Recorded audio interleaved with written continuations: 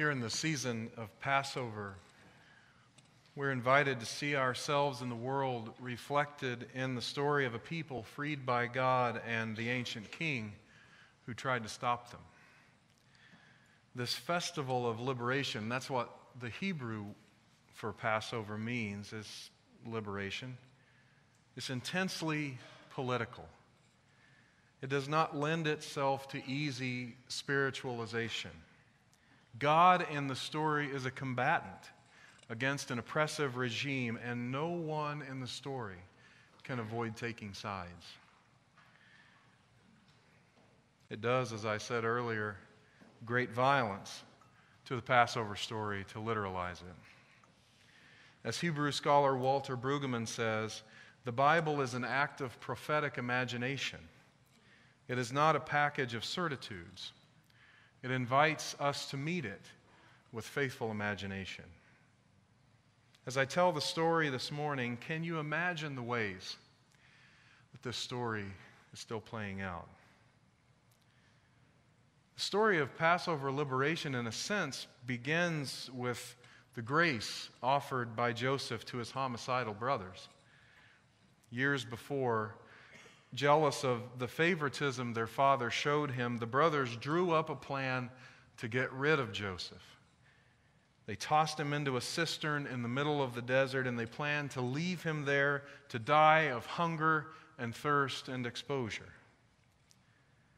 But a band of slave traders came by just as the brothers were about to leave.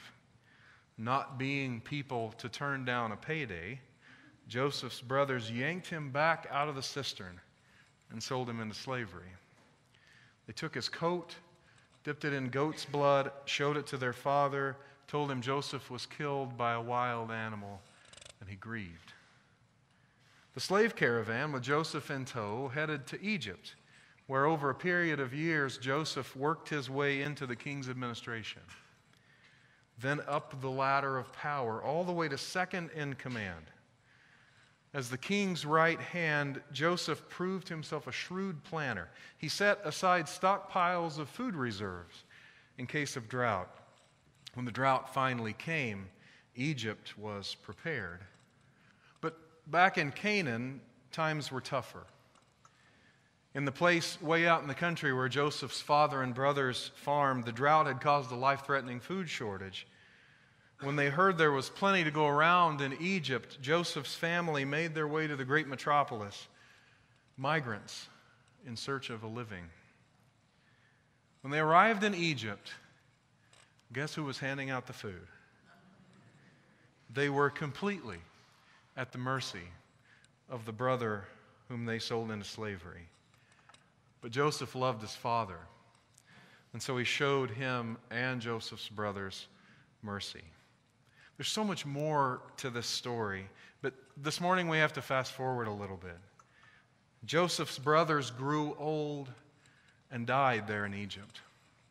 Though they always longed for their homeland, Joseph's clan, the Israelites, were happy in Egypt. Over the next few decades, the Israelite population exploded.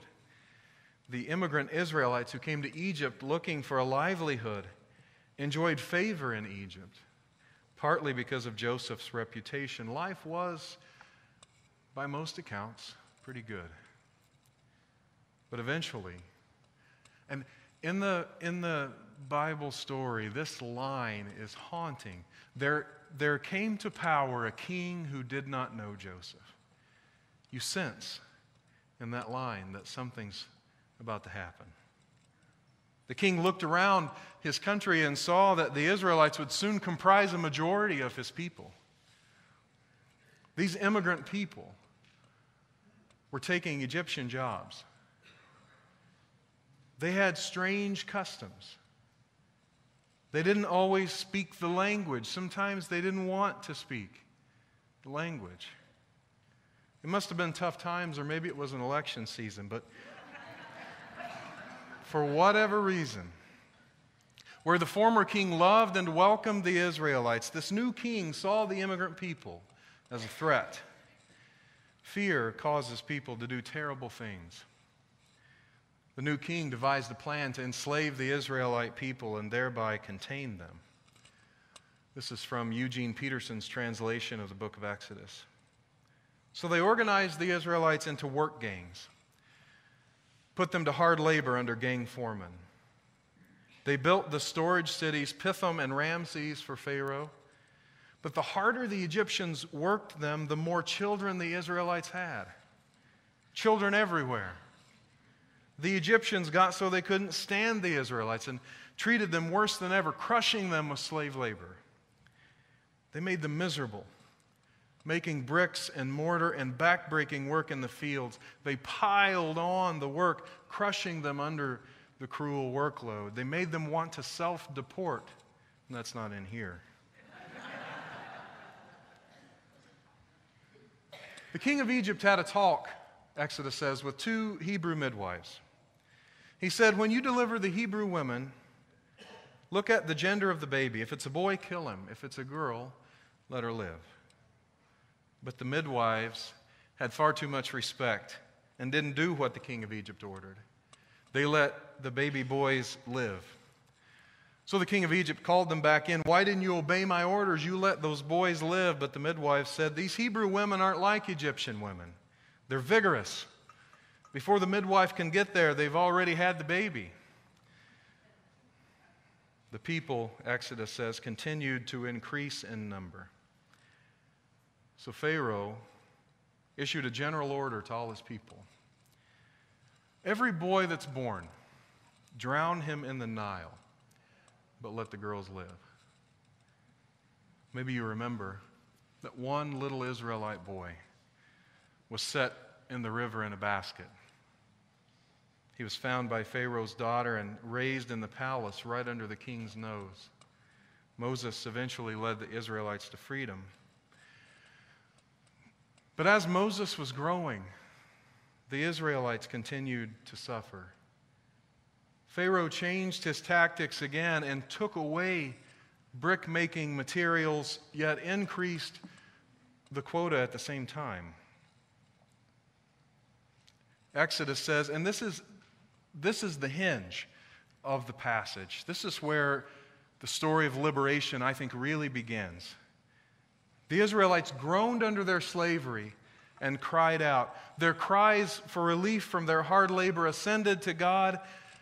God listened to their groanings.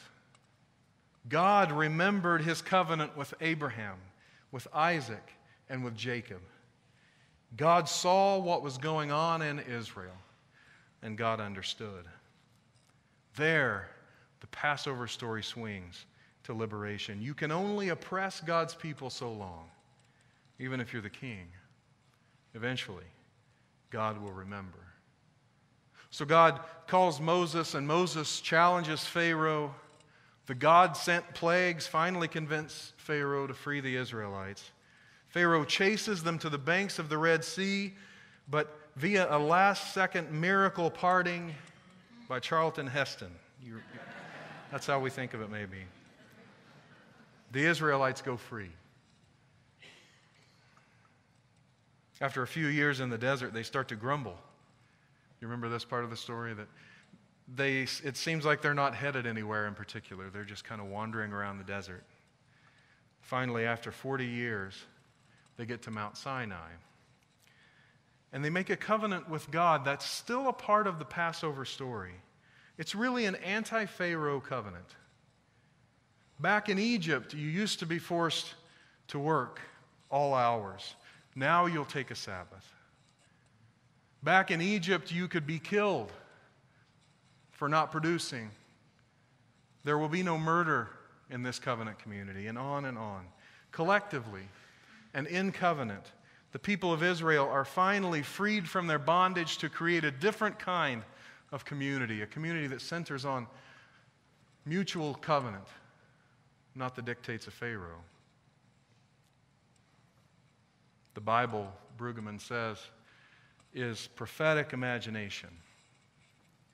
But maybe it doesn't take a lot of imagination to apply this story to our time. Like the king of Egypt, we ask the most vulnerable among us to produce more and more bricks and houses and streets and vegetables and fruit and fast food and phones, even as we demonize many who come here to meet our demands. This is nothing new with us. We imported souls from Africa to build our nation and not only paid them nothing, but treated them with hate and cold cruelty. It has damaged the American soul. In his book, The History of White People, Nell Irvin Painter details a 19th century visit of a French author to the United States South. He was horrified at the cruelty, not just of the adults toward their slaves, but of the children, whose hearts were already hardened to objectify other human beings. He asked, how can they enjoy their dinners served by their slaves? He got out of here as fast as he could. The chains of slavery were traded for the humiliation of the Jim Crow South, black and white separated but unequal, and now, as author Michelle Alexander says, the new Jim Crow, the vastly disproportionate imprisonment of black Americans. Once again, we're making profit off of black bodies as our for-profit prisons litter the American landscape and rob us of true peace and justice. And meanwhile, here in our own county, a sheriff bent on punishing immigrants who cross our southern border makes victims, hunts down people seeking work, imprisons fathers and mothers. Politicians make footballs of families who have fled persecution in their own countries. So many immigrants end up detained that our partners at the Florence Immigration and Refugee Rights Project, who provide free legal services for detained immigrants, cannot keep up with the demand. One wonders if, like Pharaoh of old, our politicians look around and see our immigrant siblings and fear their growing numbers, see them as commodities, brick makers, temporary workers, rather than partners in covenant.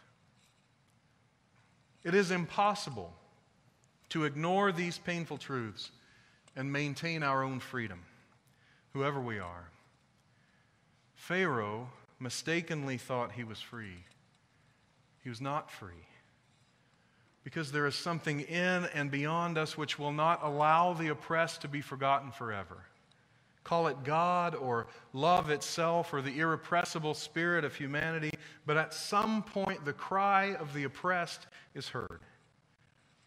Our freedom is bound up with the freedom of our siblings. Western religion has often made the mistake of thinking that our liberation can happen individually.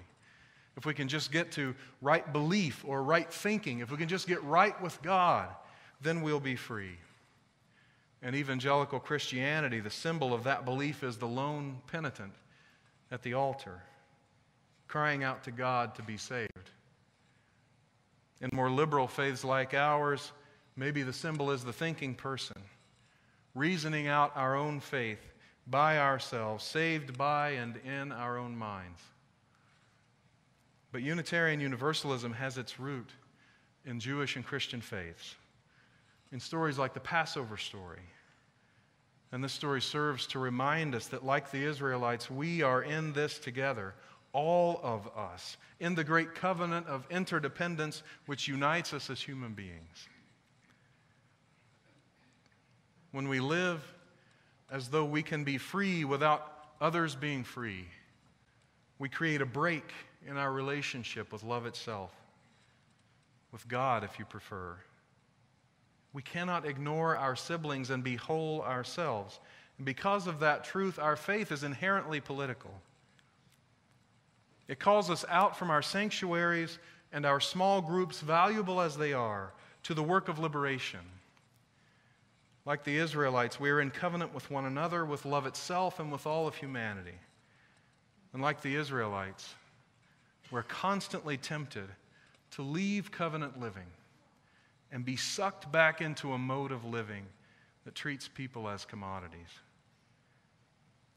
Our faith calls us then to make sure our liberation is collective. that even as in our congregations we shape the faith of our children and think together about our faith in religious education courses and worship here on Sunday morning, all of this that we do together ultimately sends us out to work and serve, to bend the moral arc of the universe toward justice. I conclude with a few more words from Tikkun Magazine's Liberation Seder. In the midst of the struggle for freedom, we must never forget the many blessings we already have in our lives. Not only do we live at the top of the food chain, as evidenced by the delicious food we have around us, not only do we live in one of the most affluent countries in the world, but we also live at a moment when we have the benefit of the experience and wisdom of 1,000 generations that went before us and left a legacy from which we can draw. That legacy teaches us about the importance of treating every human being as created in the image of God.